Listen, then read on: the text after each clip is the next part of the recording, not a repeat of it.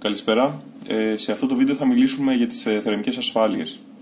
Η θερμική ασφάλεια δεν είναι κάτι άλλο παρά ένας διακόπτης ο οποίος βρίσκεται μόνιμα σε κατάσταση on, δηλαδή κλειστό κύκλωμα, δηλαδή περνάει κανονικά το ρεύμα.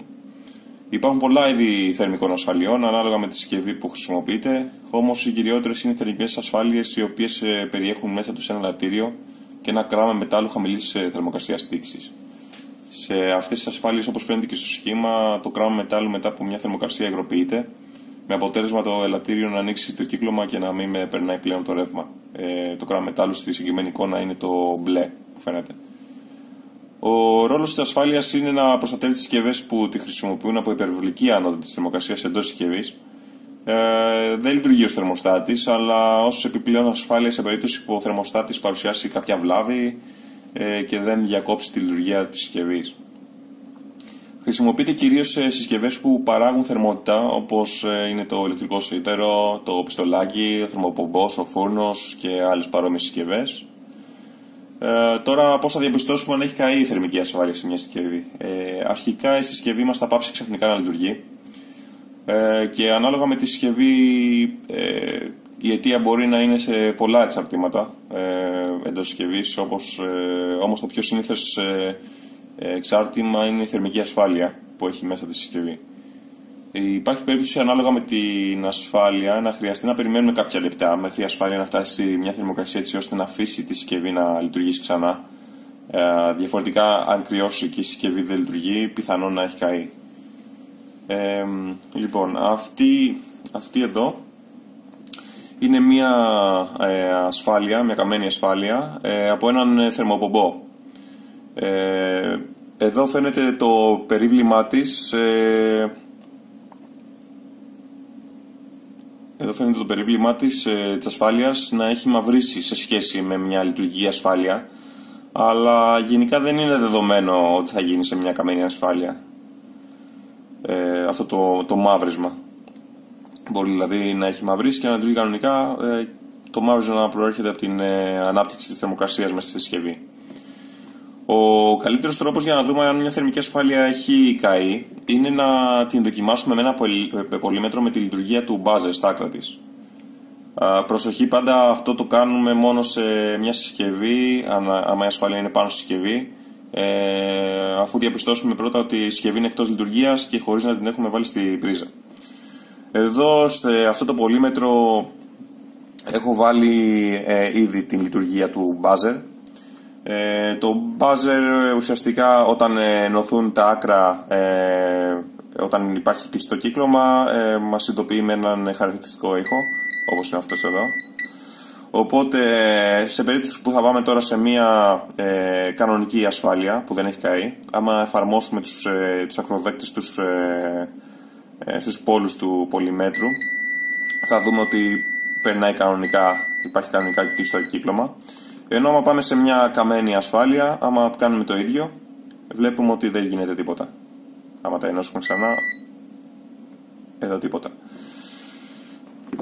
Λοιπόν, τώρα θα πάμε στα χαρακτηριστικά μιας θερμικής ασφάλειας. Κάθε θερμική ασφάλεια έχει συγκεκριμένα χαρακτηριστικά, ορισμένα από τον κατασκευαστή της. Όπως φαίνεται και στην εικόνα, για κάποιους τύπους θερμικών ασφαλειών υπάρχουν κάποια χαρακτηριστικά, όπως είναι η ονομαστική θερμοκρασία λειτουργίας που συμβολίζει με τα FEF, η θερμοκρασία λειτουργίας που είναι διαφορετικά, θα τα εξηγήσουμε λίγο πιο μετά, η θερμοκρασία διατήρησης που συμβολίζεται με τα FH ή TAF-C, η μέγιστη θερμοκρασία TAF-M, το ονομαστικό ρεύμα IR και η ονομαστική τάση VR. Τώρα, η ονομαστική θερμοκρασία λειτουργίας είναι η θερμοκρασία στην οποία το κύκλωμα διακόπτεται με ασφάλεια. Όταν η θερμοκρασία αυτή πέσει κάτω από την τιμή της ονομαστικής θερμοκρασίας λειτουργίας, τότε επαναφέρεται σε κατάσταση κλειστού κυκλώματος και η συσκευή δουλεύει πάλι κανονικά, άρα επαναφέρεται. Η θερμοκρασία λειτουργίας, το δεύτερο χαρακτηριστικό που είπαμε δηλαδή, είναι ένα εύρος θερμοκρασίας, δηλαδή συν πλην από τη συγκεκριμένη θερμοκρασία που ορίζει ο κατασκευαστής, στο οποίο η συσκευή λειτουργεί κανονικά. Τώρα, η θερμοκρασία διατήρησης είναι η θερμοκρασία στην οποία το κύκλωμα επαναφέρεται σε περίπτωση που έχει προηγουμένως διακοπεί λόγω παρέλυσης 168 ώρων συνεχόμενης λειτουργίας. Δηλαδή, αν για κάποιο λόγο μια συσκευή λειτουργεί συνεχόμενα για 168 ώρες, ένας θερμοπομπός για παράδειγμα, θα διακοπεί αυτόματα το κύκλωμα και θα χρειαστεί η θερμική ασφάλεια να φτάσει τουλάχιστον στη θερμοκρασία διατήρησης για να λειτουργήσει ξανά η συσκευή. Αυτό προφανώς γίνεται για λόγους ασφαλείας. Τώρα, η μέγιστη θερμοκρασία είναι η θερμοκρασία στην οποία η ασφάλεια μπορεί να αντέξει έως και 10 λεπτά πριν καεί. Έτσι ορίζει ο κατασκευαστής. Το ονομαστικό ρεύμα και η ονομαστική τάση είναι αντίστοιχα το ρεύμα και η τάση στα οποία πρέπει να λειτουργεί η ασφάλεια. Όπως φαίνεται και στο σχήμα, δηλαδή, μια συσκευή λειτουργεί μεταξύ, ο θερμοστάτης μιας συσκευής λειτουργεί μεταξύ της γραμμής που είναι με μοβ. Ωστόσο η θερμοκρασία που αναπτύσσεται μέσα στη συσκευή μπορεί να αποκλίνει λίγο παραπάνω, όπως βλέπουμε στην πορτοκαλί γραμμή. Και μετά βλέπουμε μια απότομη αύξηση της θερμοκρασίας μέσα στη συσκευή, που είναι η κόκκινη γραμμή. Προσεγγίζει την DAF-M, την μέγιστη θερμοκρασία δηλαδή της ασφάλειας. Όμως εκεί, αφού περάσει την DAF-F, που είναι η ενεργοποίηση ουσιαστικά της ασφάλειας για να ανοίξει το κύκλωμα, βλέπουμε ότι αρχίζει και πέφτει μετά η θερμοκρασία και θα φτάσει πάλι στα φυσιολογικά επίπεδα. Όπως μπορούμε να δούμε, η TAF-H, δηλαδή η θερμοκρασία διατήρησης, είναι χαμηλότερη από την TAF-F. Αυτό είναι διότι όταν η συσκευή, όπως είπαμε, λειτουργεί σε 168 ώρες συνεχόμενα, θα περιμένει μέχρι να παγώσει, να πέσει η θερμοκρασία δηλαδή της αντίστασης, της ασφάλειας, μέχρι την TAF-H, και μετά θα μπορεί και πάλι να λειτουργεί κανονικά η συσκευή.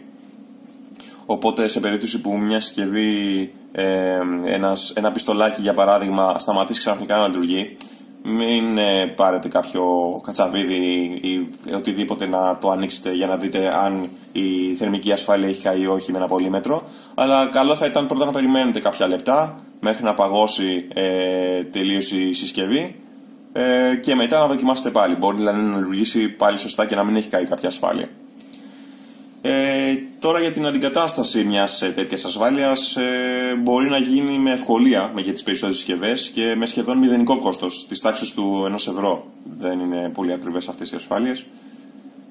Πρέπει όμως να αποφεύγετε η χρησιμοποίηση καλάι κόλλησης για να τις ενώσετε με τη συσκευή και πάλι, γιατί πρώτον, με την απότομη άνοδο της θερμοκρασίας με το κολλητήρι μπορεί να καεί η ασφάλεια η ίδια, και δεύτερον, με την θερμοκρασία που θα υπάρχει στη συσκευή, που θα αναπτύσσεται εντός της συσκευής, μπορεί το καλάι να υποχωρήσει και να χαθεί η σύνδεση και πάλι, ή μπορεί να προκληθούν και άλλα προβλήματα χειρότερα.